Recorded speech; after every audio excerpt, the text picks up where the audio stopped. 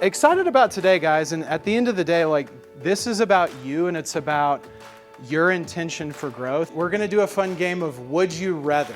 Nimbus 2000. Who has no idea what we're talking about right now? Chin tat.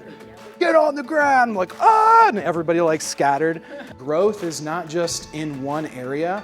Growth ideally should be in all areas. How to better communicate, how to view things from a different lens.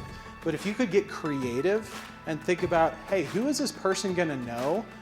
It's not gonna take me to my destination. This works here, but it also works on an individual basis.